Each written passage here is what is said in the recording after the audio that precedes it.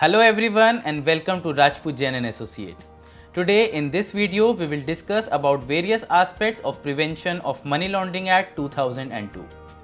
It is an act to prevent money laundering and to provide for confiscation of property derived from or involved in money laundering and for matters connected therewith or incidental thereto. Now, what are the offences that are considered as money laundering?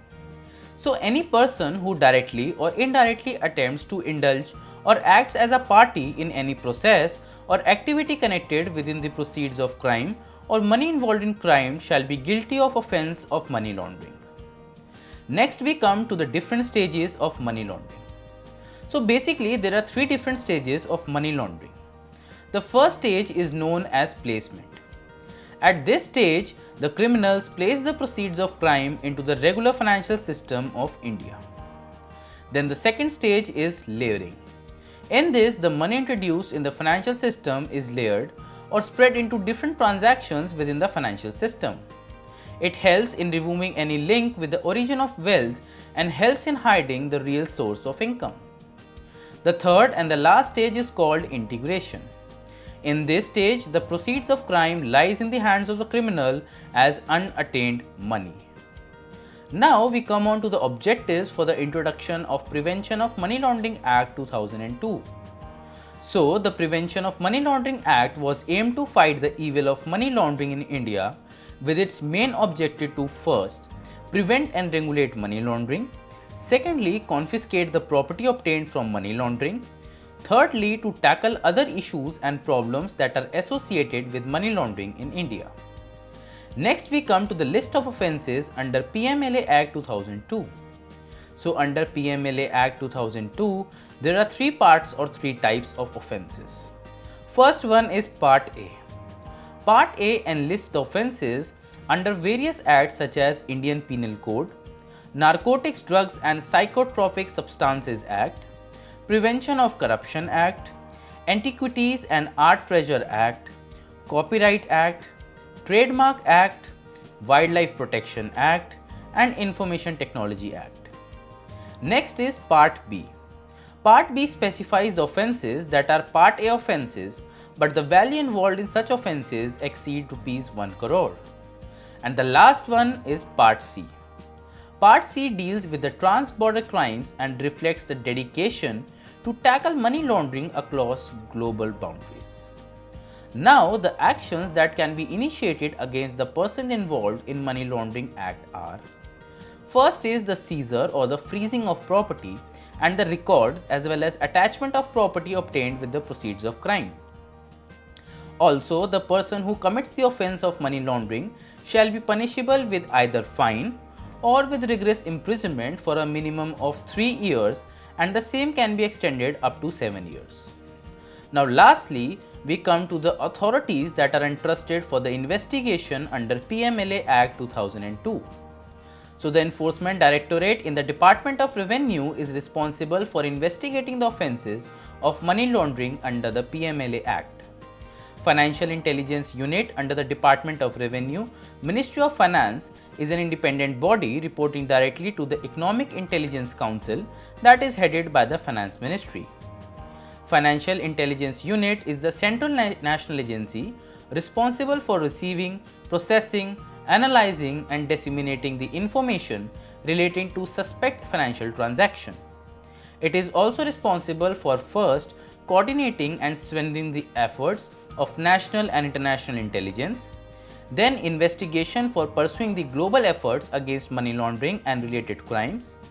Next, the scheduled offences are separately investigated by agencies mentioned under the respective acts, for example, the local police, CBI, custom departments, SEBI or any other investigative agency as the case may be. Now, we will discuss about some of the frequently asked questions on the PMLA Act 2002. First question is, which agency administers the Prevention of Money Laundering Act 2002? So, the Directorate of Enforcement in the Department of Revenue, Ministry of Finance is responsible for investigating the cases of offence of money laundering under Prevention of Money Laundering Act 2002. Financial Intelligence Unit India under the Department of Revenue, Ministry of Finance is the central national agency responsible for receiving, processing, analyzing and disseminating the information that is related to suspect financial transactions to the enforcement agencies and foreign FIUs. Next is what steps have been taken by the Government of India to tackle the menace of money laundering. So, the Government of India is committed to tackle the menace of money laundering and has always been part of the global efforts in this direction. India is signatory to the following UN conventions which deal with anti-money laundering or countering the financing of terrorism. These include the International Convention for the Suppression of the Financing of Terrorism 1999, UN Convention Against Transnational Organized Crime 2000, and UN Convention Against Corruption 2003. After that, the next question is, what is the offense of money laundering? So, whosoever directly or indirectly attempts to indulge or knowingly assists or knowingly is a party or is actually involved in any process or activity which is connected with the proceeds of crime, including its concealment, possession, acquisition or use, as well as projecting or claiming it as unattained property, shall be guilty of the offense of money laundering. Next is what has been the international response to tackle money laundering. So, in response to mounting concern over money laundering, the Financial Action Task Force or the FATF on money laundering was established by the G7 summit in Paris in the year 1989 to develop a coordinated international response. One of the first tasks of the FATF was to develop recommendation which set out the measures national government should take to implement effective anti-money laundering programs. And please note that India is an active member of the FATF. Next is who can investigate a case of money laundering. As per section 48 and 49 of PMLA Act, the officers of the Directorate of Enforcement has been given powers to investigate cases of money laundering. The officers have also been authorized to initiate proceeding for attachment of property and to launch prosecution in the designated special code for the offense of money laundering.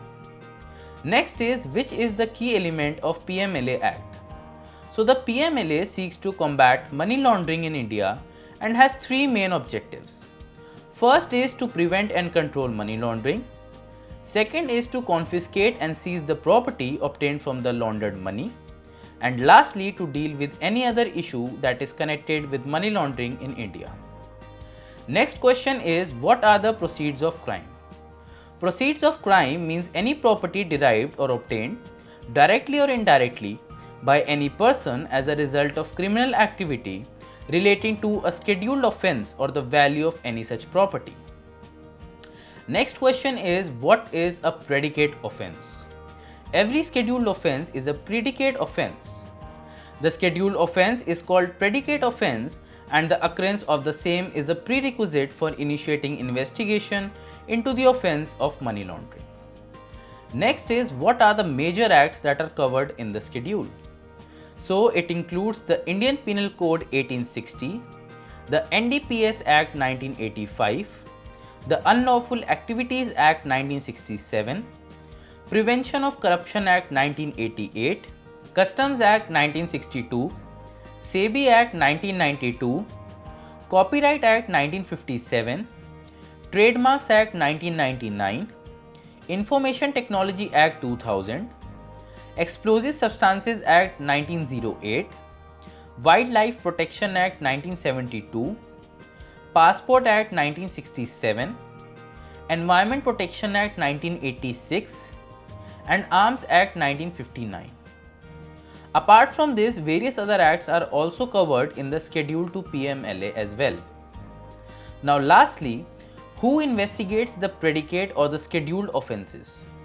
So the offences are investigated by the agencies such as police, customs, SEBI, NCB, CBI, etc. under their respective acts.